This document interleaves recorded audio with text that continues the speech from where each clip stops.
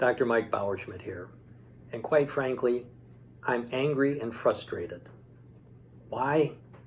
The government has rolled back even again more regulations from the EPA that were designed to give us cleaner air, cleaner water, and cleaner environment in general. Why is that important?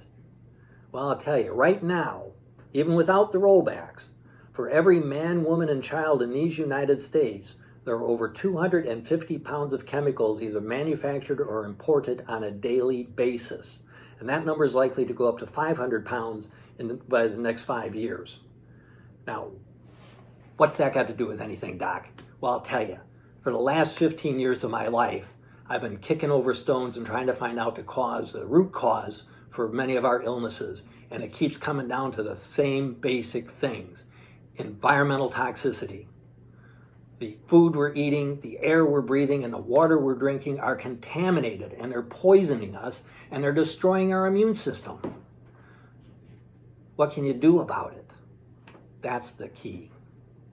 Well, of course, you can get active on a political level and let your voting tell the government what you want them to do.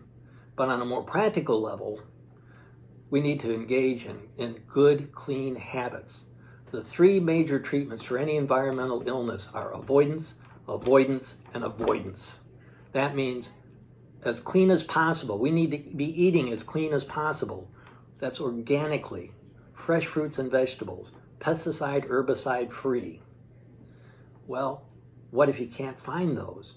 Well, there's ways that we'll discuss a little later on about what you can do to make your food safer. Second thing, clean air. Did you know indoor air pollution is far more dangerous than outdoor air pollution?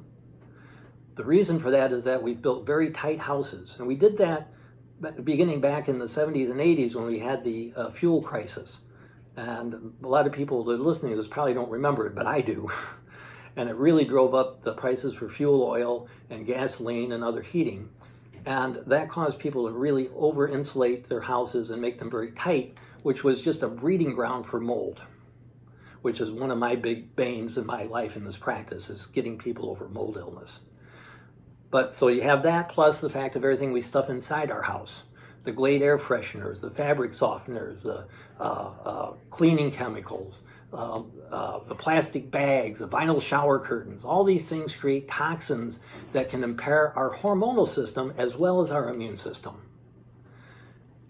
And then finally, our water. I am amazed that people say, well, I have a filter on my refrigerator. Well, I got news for you, folks. There are lots of different contaminants in the water.